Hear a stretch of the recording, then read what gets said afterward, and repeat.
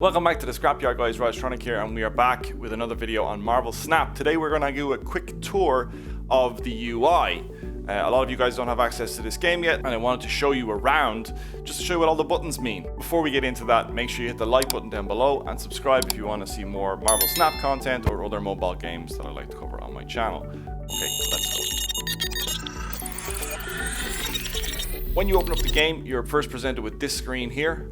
It is kind of slidey, so you can see there are other screens that they will obviously put new announcements. Like, for example, today there's a new featured location called kamar-taj, which I kind of like. But this is kind of your home screen when you open up the game. We'll start left to right along the bottom. On the left, you've got your shop. So this is where you get to spend your different currencies. You have gold, where you can see up in the top right-hand corner. This is the currency that you can spend real world money on. I'll show you that. That's down at the bottom. So, you know, from 300 to 8,000 gold, you know, €4.62, $5 to about $100 in your spend range. The next currency you have are credits. Credits are used to upgrade your cards, and we'll get into that in a little bit, but every day you have 50 free credits for no gold. Make sure that you claim that every single day.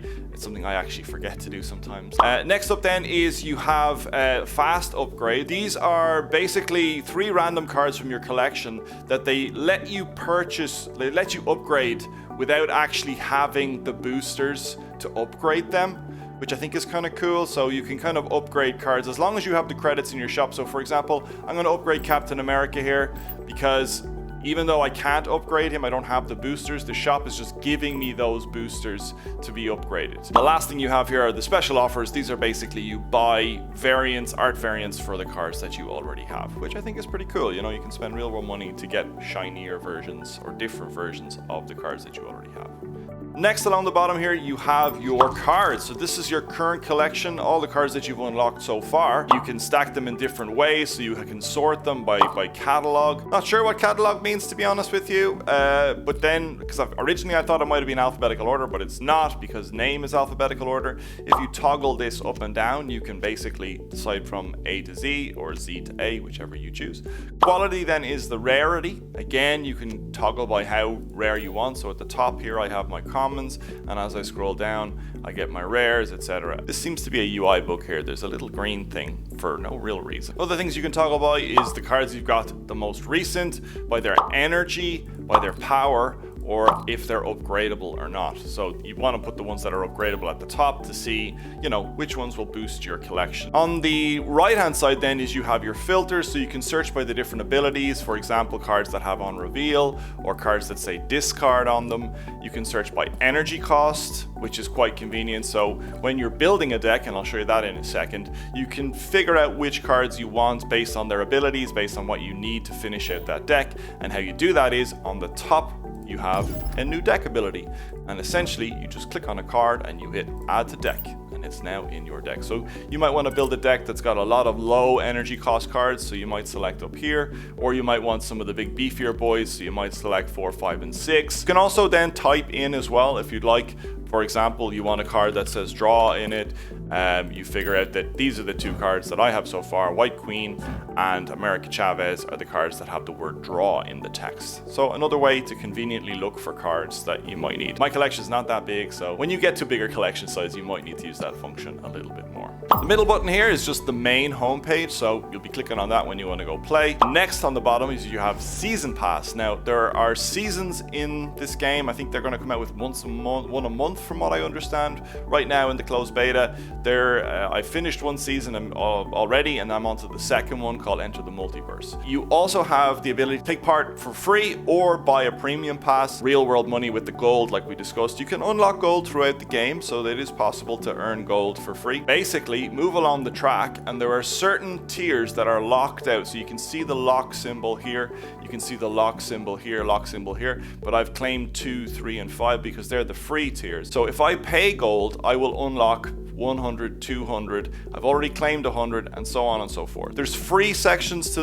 the season, and then there's locked sections due to it being behind the premium pass. Obviously, you unlock that by spending gold, as I said. Now, how do you progress up The season pass, well, what you do is you do mission. I'll start with the season pass mission. So here's the season pass. So there's 2 chapters in this season. Essentially, by completing all of these quests, so for example, play 75 ongoing cards, I will unlock 950 XP towards the season pass. And you want to get through this, obviously, if you want to progress up through the season pass.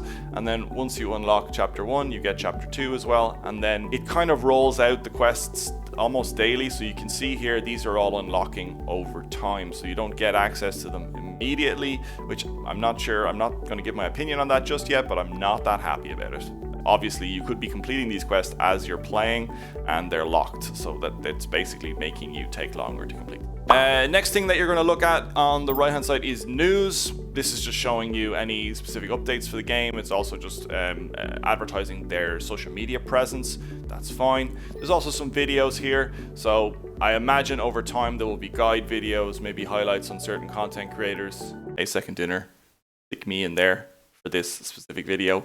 Cool. Wouldn't that be cool if this video was in there when you were watching this video? Anyway, that's a different story. Okay, slightly above the bottom bar, we have obviously the play button. That's play a game. We won't click on that just yet, but you have this, which basically lets you flick through the decks that you've already created, so you don't have to go back to the deck menu each time, to select the deck that you want to play. That's quite convenient. I like that. Just to the right of the play button is your sort of ranked standing. So it starts at the very bottom with recruit, and every time you win battles, you get cubes, and the more cubes you get, the faster you move up through the different ranks.